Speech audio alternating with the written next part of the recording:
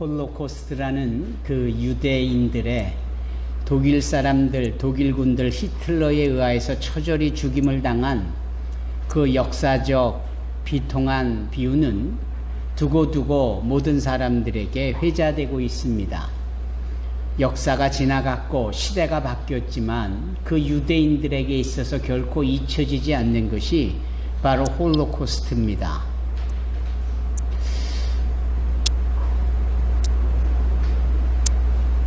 우리 모두에게 이 홀로코스트는 마치 저 북한의 수용소에 갇혀 있는 우리의 동포들을 연상케 하며 실제적으로 유대인들도 그 북한 사람들이 당하는 고통에 대하여서 자신들의 역사적 그 홀로코스트와 오버랩을 시키면서 가슴 아파하고 있습니다.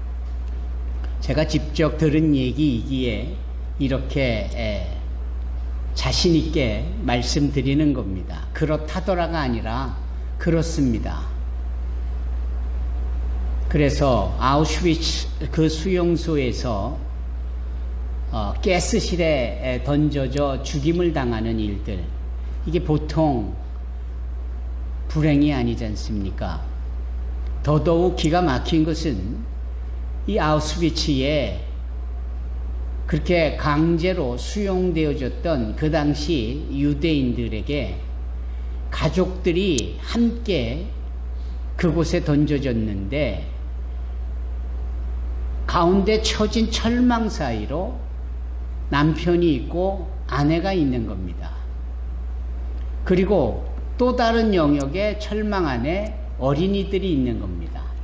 그러니까 한 가족이 그렇게 아우슈비츠에 끌려가면 남편 따로 아내 따로 자식 따로 그렇게 던져지는 겁니다. 그래서 자연스럽게 이들은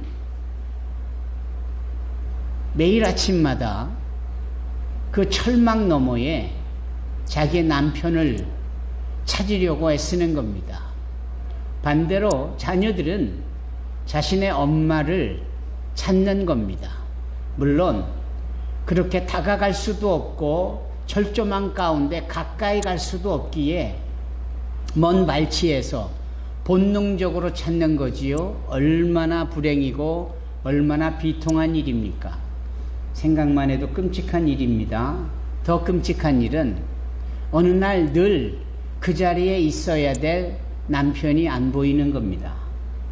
그 이야기인 즉슨 그 남편이 가스실에 끌려가 죽임을 당한 겁니다. 그걸 두 눈으로 확인한 아내는, 그것을 두 눈으로 확인한 자녀들은 얼마나 기가 막히겠습니까? 어느 날 한쪽에 서 있어야 될 어린 자녀가 안 보입니다. 눈에 넣어도 안 아플 그 자녀가 가스실에 끌려간 겁니다. 그걸 두 눈으로 확인한 부모의 심정이 어떻겠습니까? 그래서 사람들이 죽어갑니다. 가스실에 끌려가 죽는 것도 죽는 거지만 그 비탕한 속에서 마음줄을 놓고 희망을 놔버리고 정신이 혼미해져 가며 그렇게 죽어가는 겁니다. 그렇게 죽어가는 사람이 훨씬 더 많았다라고 그래요. 그런데 빅터 프랭클이라는 분이 계십니다. 이 빅터 프랭클은 유대인으로서 그 홀로코스트에 살아남은, 그래서 미국에 거주하며 사회학자로서 심리학자로서 그 독일군이 저지른 만행을 온 세상에 알린 사람으로 유명한 분인데, 그 빅터 프랭클이 그 현장에 있었거든요. 어느 날 아내가 안 보이는 겁니다. 어느 날 자녀가 안 보이는 겁니다. 빅터 프랭클은 죽고 싶었다라는 거예요. 그래서 그 벽에 그 죽고 싶다라는 표현을 그 손톱으로, 깨지는 손톱으로 긁어 자신의 비통함을 표현하기까지 했습니다. 그런데 버뜩 드는 생각은 아니다. 내가 이 사지에서 살아남아야 되겠다. 내가 이 아우슈비츠에서 살아서 반드시 저 독일군들의 만행을 온 천하에 알려야 되겠다. 딱 목표를 세우는 겁니다. 목적을 딱 세우고 나니까 그의 마음이 추스려지는 거예요. 아내를 잃어서 비통한 그 마음이, 자식을 잃어서 죽고 싶었던 그 마음이 바로 세워져 가기 시작하는 겁니다. 그러면서 영양실조에, 엄청난 노동에, 추운 혹독한 계절로 많은 동료들이 속절없이 시신으로 나뒹굴어지고 가스실로 끌려갈 때도 이 빅터 프랭클은 아침마다 일어나면 자기 이빨로 손끝을 깨물어서 피를 내서 자기 얼굴에 발랐다라는 것 아닙니까? 왜? 독일군이 봤을 때 핏기가 선명하니 여전히 건강하구나. 그래서 계속해서 노동에 투입할 수 있도록 하니 그날을 살려주는 겁니다. 하루하루 자신의 생명을 연장하기 위해서 피나는 처절한 생존에 투쟁을 한 겁니다. 마침내 그는 러시아군의 연합군으로서의 참여와 독일군이 함락되면서 그 수용소에서 자유로운 몸이 되었습니다. 그리고 그가 미국으로 건너가 심리학과 사회학을 공부하여 이 처절한 유대인들의 트라우마를 치료하는 일에, 그리고 독일군 이 만행을 저지른 저자들의 그 끔찍한 역사를 온 세상에 고발하는 소리가 되었습니다. 그가 유엔에 서서 그것을 고발하고 그가 세상에서 그것을 고발할 때마다 빠지지 않고 한 얘기가 있었는데, 그 얘기가 무엇이냐면, 오늘날 내가 이 자리에 서게까지 한 것은 단 하나였다. 그것은 무엇이었냐? 살아야 한다는 목적의식이었다. 목표를 정하니까, 목적을 세우니까 내가 살 수 있었다.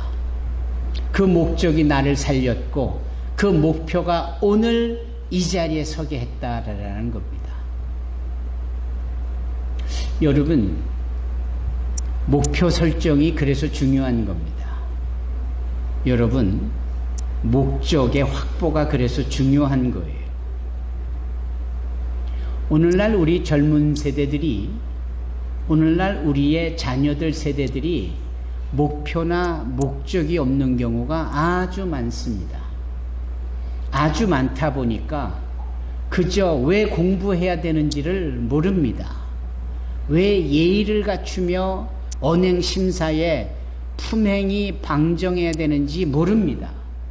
그냥 자기 하고 싶은 대로 하는 거예요. 그 어린아이의, 그 청년들의 지식이 모자라서도 아니고 또 성정이 잘못돼서도 아닙니다. 단 한 가지, 목표 설정이 불완전하고 목적 설정이 실루엣처럼 흩뿌려져 있기 때문에 그렇습니다. 릭 워렌이라는 미국 침례교 목사가 계셨는데 그분이 쓴 책이 하나 있습니다. 그 책 이름이 베스트셀러요 스테디셀러입니다. 철로 역정 이후에 그렇게 많은 교회 성도들이 그 책을 본 적이 없을 만큼 그렇게 스테디셀러도 알려진 책 제목이 우리나라 말로 번역하면 목적이 이끄는 삶입니다. 목적이 이끄는 삶. 아마 들어보셨을 거예요. 목적이 우리를 이끄는 겁니다. 목표가 분명하면, 이 목표가 또렷하면 우리가 그걸 위하여서 준비할 수가 있고 관리할 수 있고 갖출 수 있고 그 목표와 목적을 위하여 시간을 안배할 수 있고 건강을 지킬 수 있고 돈을 저축할 수 있고 이런 일도 할 수 있고 저런 일도 할 수 있는 겁니다. 저는 85살까지 주님의 사역을 하려고 합니다. 왜냐하면 여호수아서를 읽어보니까 갈렙이라는 사람이 그런 고백을 하더군요.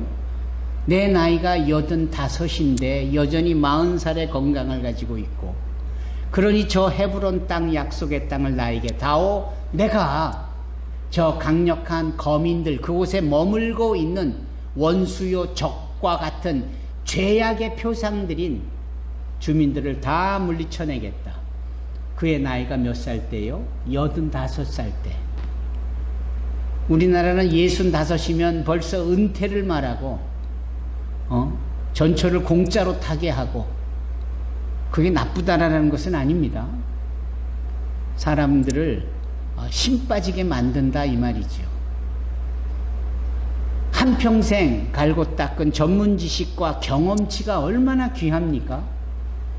그런 것들을 잘 활용토록 해도 지금 모자랄 판인데, 그런 전문적인 그러한 좋은 경험치를 가지고 계신 시니어들을 너무나도 빨리 이 사회에서 퇴출시키는 게 문제입니다.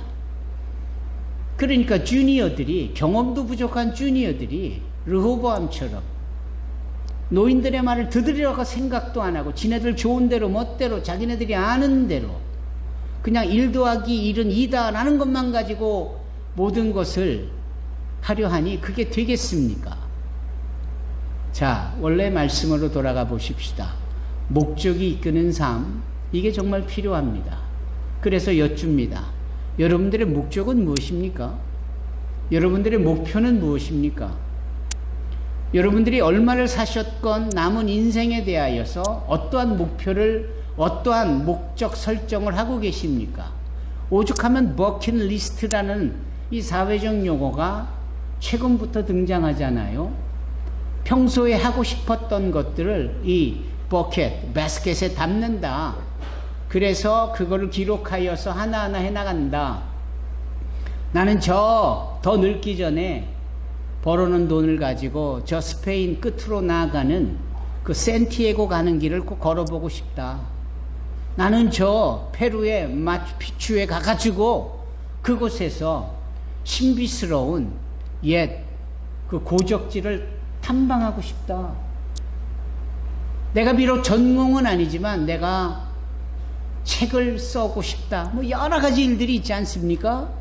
이런 목표가 있으면 그걸 준비하게 되고 삶이 행복해지고 그러는 겁니다. 그러면서 단순히 행복만 누리는 게 아니라 그 버킷리스트에 올라간 목표와 목적을 이루기 위해서 내가 단단해지는 겁니다. 내가 지혜로워지는 거고, 내가 군살이 없어지는 거고, 내가 이렇게 불필요한 것들을 끊어내고 잘라내버리고 뜯어내버릴 수 있는 겁니다. 목표가 분명하면 시간을 헛되이 버리지 않습니다. 이런 점에 있어서 목표 설정이 얼마나 중요한지를 우리 자녀들은 알아야 할 것이고, 남은 인생에 어떤 목표를 설정하여 그것을 이룰 것인지를 우리 시니어들은 준비해야 합니다. 자, 오늘 이 말씀을 왜 드리느냐면 이런 식의 질문으로 이으려고 합니다. 그럼 우리 교회의 목표는 뭡니까? 여러분, 우리 산소망교회의 목적은 뭡니까? 여러분 아십니까?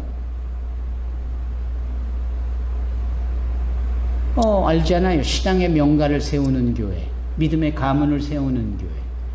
그래서 실제적으로 온가족 예배를 이렇게 드리지 않습니까? 또 하나, 이주민을 섬김으로 우리 주님이 주신 대위임령, 그 선교를 이루고자 하는 그 목적이 우리 교회에 있지 않습니까? 그래서 위디선교회와 더불어 이주민들을 끔찍이 섬기고 저들과 함께하여 주님의 나라를 확장해 가고 있지 않습니까?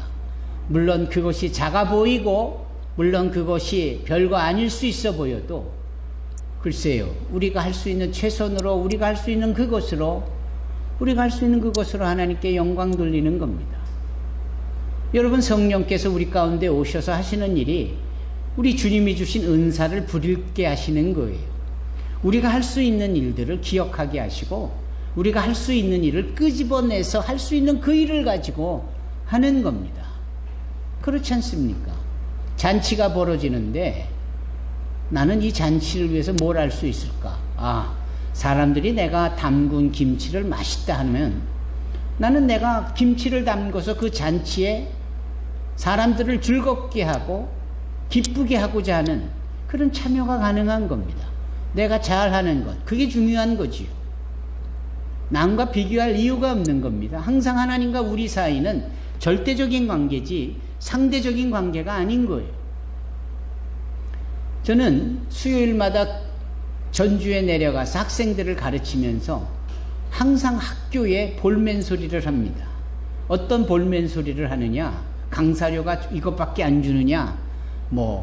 교통 지원이 이거밖에 안 되느냐? 이런 식의 볼멘 소리를 하겠습니까, 제가?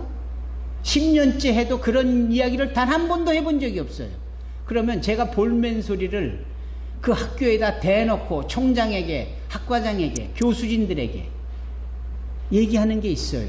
그게 뭐냐면 이겁니다. 아니, 왜 학생들의 시험 성적을 절대적으로 평가를 해야지 왜 상대적으로 평가하냐고. 이겁니다. 그건 교육부 지침이라 어쩔 수 없다고. 아니, 아무리 어쩔 수 없어도 기독교가 재단이 되어져서 세운 믿음의 학교라면 학생들에게 절대적인 기준을 정해주고 거기에 본인이 맞추도록 해야지. A라는 학생이 B라는 학생보다 점수가 좀 더 많으면 A가 A가 되고 B가 B가 되는, 헷갈리시죠? A가 100점이 되고 B라는 학생이 80점이 되어지는 이런 상대적인 점수의 평가는 합당치 않다. 10년째 그 얘기를 하고 10년째 지켜지지 않고 있습니다. 그래서 10년째 제 마음은 늘 불편해요. 그러면서 아예 우리 학생들에게 그렇게 얘기합니다. 너희들은 다 절대적으로 하나님 앞에 한 학기 동안 수고 많았고 잘했다라고 평가받을 만해.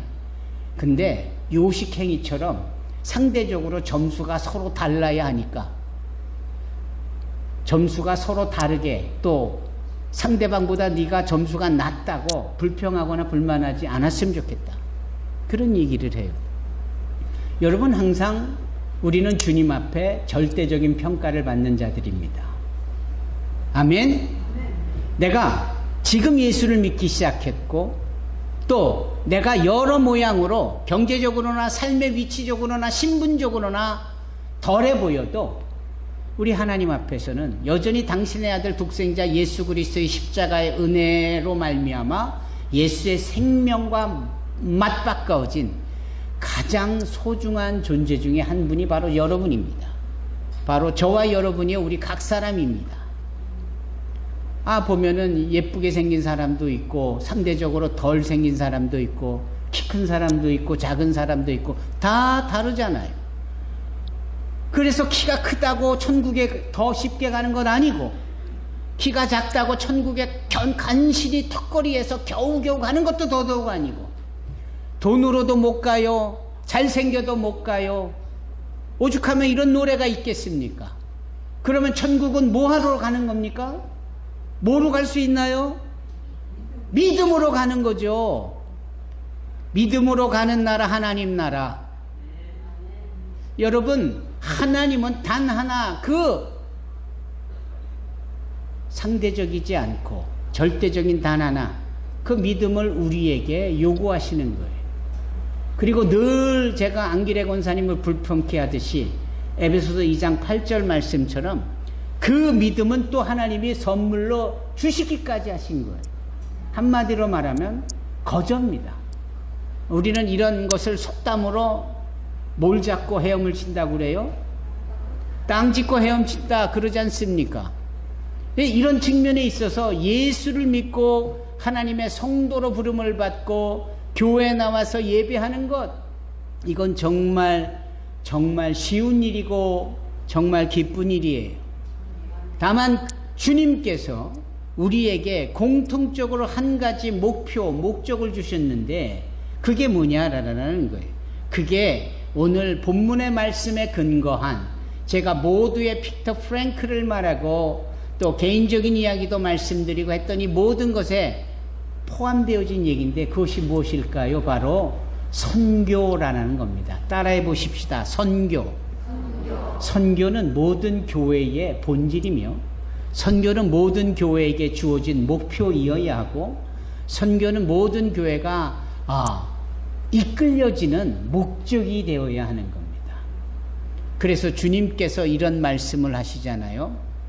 그러므로 하늘과 땅의 권세를 내게 주셨으니 그러므로 너희는 가서 모든 족속으로 제자를 삼아 아버지와 아들과 성령의 이름으로 세례를 주고 내가 분부한 모든 것을 가르쳐 지키게 하라.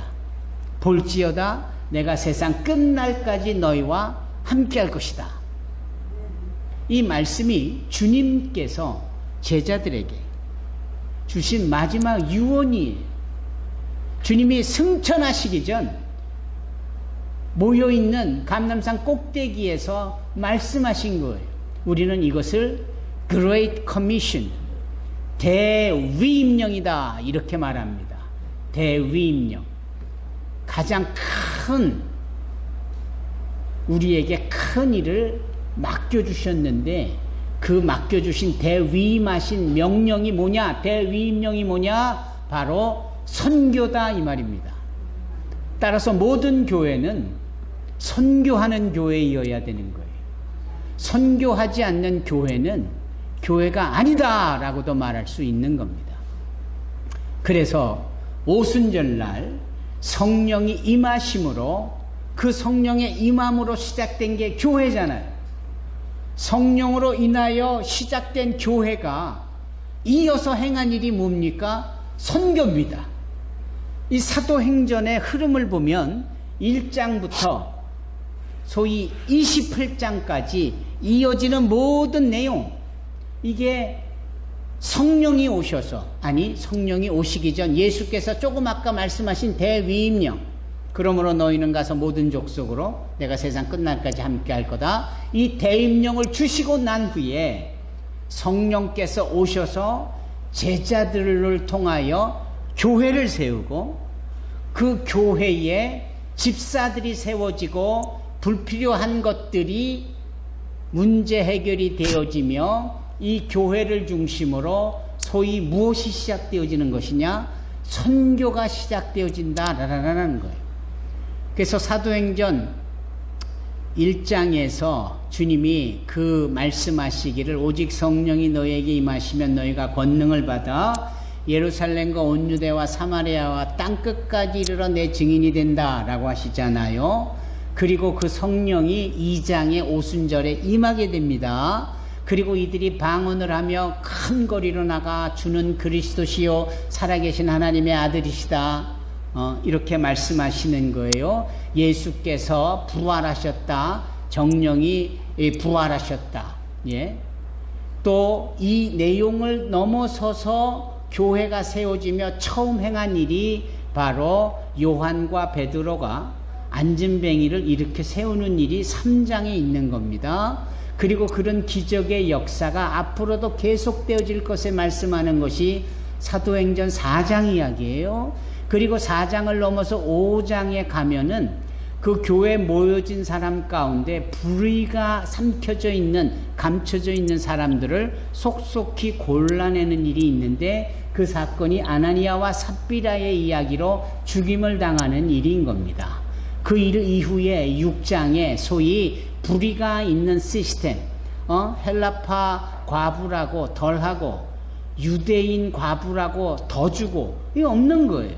차별이 없는 거예요. 그렇잖아요. 상대적이 없는 거예요. 이게 교회, 초대교회의 모습이었다니까요. 과부라면, 성도라면 다 동일해야지. 유대인 남편을 두었던 여인이 더 혜택을 받고 이방인 남편을 뒀던 사람은 상대적으로 덜하고, 이거 아니다라는 거예요. 그런 제대로 된 공의가 이 사도행전 6장에 교회 안에서 벌어지고, 실질적으로 이제 선교가 시작되기 위하여서 사도행전 7장에 스데반 집사가 돌에 맞아 순교당하는 일이 있잖아요. 그 스데반 집사 한 명입니까? 빌립 집사라는 등장이 바로 저 에디오피아로 가는 간닥의 여왕 네시를 만나며 소위 이사야 53장을 읽어내는 내용으로 선교의 밑바닥이 구축이 되어지잖아요. 그리고 사도행전 9장을 가보면 어떤 일이 벌어집니까? 그 유명한 사울이라는 자가 주님을 다메섹으로 가는 도중에 만나고 그가 고꾸라지고 완전히 영적으로 개과천선 회심하면서 그가 크리스찬 리더가 돼서 바울이라는 이름을 갖게 되잖아요. 그런데 10장에 가면은 고넬료라는 아주 로마 사람인데도 탁월하게 하나님을 경건히 믿는 자가 있었는데 베드로를 통하여 그 고넬료 가정 전체가 다 성령을 받으면서 하나님의 터치가 유대인들에게만 있는 것이 아니라 이방인들에게 있다라는 선교의 큰 그림이 소위 이 10장에 기록이 되어 있는 거예요. 그래도 사도행전 11장에 가보면 그 유명한 안디옥 교회가 등장하면서 오늘날 우리 산소망교회처럼 그들이 그 지역으로 몰려든 이주민들을 자기 교회로 막 환대하고 수용하고 오는 거예요. 섬기는 거예요. 예. 그러한 이야기가 안디옥 교회를 통하여서 선교하는 교회의 표상으로 사도행전에 등장하는 겁니다. 그러더니 실제적으로 이 베드로와 요한과 그리고 초대 교회의 사도들이 이와 같은 일에 도전을 받아요. 실질적으로 바나바가 바울을 어떻게 다소에 가서 데려오기까지 하면서 그 안디옥 교회에서 이주민 선교를 같이 하는 장면이 12장에서 13장을 거쳐 있게 되는 겁니다. 급기야는 13장에 소위 바울과 바나바가 이주민 선교를 안디옥 교회에서 하다가 본인들이 선교지에 가잖아요. 그래서 선교지에 가서 첫 선교 사역을 펼치는 겁니다. 그게 13장 이야기예요. 그리고 14장 이야기가 그 내용의 후반부에 해당하면서 오늘 만화 군이 읽은 이 14장 끄트머리의 내용으로 이어지는 겁니다. 그러면 이 14장 끄트머리의 내용은 뭘 의미하는 걸까요? 선교하고 돌아온 바나바와 바울이 모든 교회 성도들 앞에서 그 선교 보고를 하는 겁니다. 몇 월 며칠 우리는 어디로 향하여 갔고 거기서 누구를 만났고 그 가운데에 이런 일이 벌어졌고 저런 일이 벌어졌고 조금 더 머물다가 또 다른 곳으로 가고 이렇게 육하 원칙에 따라서 보고를 하는 겁니다. 그런데 이 보고를 하는데 가만 보니까 오늘 본문의 말씀이 보고의 핵심이거든요. 보고의 핵심인데 뭐라고 하냐면 이러는 겁니다. 하나님께서 자기들과 함께 행하신 일과 이랬습니다. 즉 자기네들 여기서 바나바와 바울이 선교라는 이름으로 가서 행한 일들이 참 많아서 13장 14장 전체 내용으로 있지만 이 모든 일은 실은 누가 한 것이냐? 우리가 한 게 아니라 누가 하셨다? 하나님이 하셨다 라고 고백을 하는 겁니다.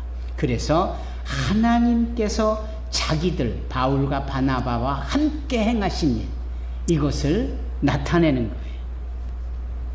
그러시면서 하나님께서 이방인들에게 믿음의 문을 열어주셨더라 라고 고백하는 겁니다. 이 말씀을 한마디로 다른 표현으로 표현한다면 선교는 누가 하는 겁니까? 하나님이 하시는 거죠. 선교를 통하여 예수를 믿게 하는 것은 누가 하는 겁니까? 하나님이 하시는 거예요. 그 자리에 있었던 바울과 바나바는 하나님이 하시는 일을 보고 증인으로서 아멘. 그래서 누가가 말한 사도행전 1장에 그러므로 너희는 아니요. 그러므로 성령이 너에게 임하시면 너희가 권능을 받고 예루살렘 온 유대 사마리아와 땅 끝까지로 내 이름에 증인이 되리라. 그 증인. 예. 증인은 현장에 있던 사람이어야만 증인입니다. 남 얘기 듣고 증인의 자리에 설 수 없어요. 그 자리에 내가 봤습니다. 목격자로서. 그 자리에서 내가 들었습니다. 그것을 들은 증인으로서의 법적으로 인정이 되는 거예요. 아멘. 바울과 바나바가 선교하러 갔지만 하나님이 행하시는 선교를 보고 증인이 되어져서 돌아와 보고를 하는 겁니다. 우리는 선교하자 그러면 지레 겁을 먹거나 부담스러워하거나 힘들어할 수 있습니다. 그렇죠? 그러나 그와 같은 것을 고백할 수밖에 없는 것은 소위 자신들이 뭘 해야 된다라고 생각을 하니까. 그러나 자신들이 하는 게 아니요, 주님이 하시는 겁니다. 주님이 직접 행하시고 그들의 마음을 여시고 그들이 예수를 믿게 하시는 분이 바로 하나님이시라는 사실이, 우리는 그냥 그 자리에 있으면서 주님이 행하시는 일을 보고 그러한 일들을 사람들에게 나타내는 증인으로서의 역할만 하면 되는 겁니다. 대표 기도자께서 우리 두 목사가 지난 4일 동안 강원도 평창에서 세계 선교 전략 대회에 참여하고 무사히 돌아왔다는 것에 대해서 하나님께 감사의 기도를 했습니다. 감사합니다. 여러분들의 기도에 힘입어 우리 두 부부는 그 세계 선교 전략 대회에서 많은 일을 보았습니다.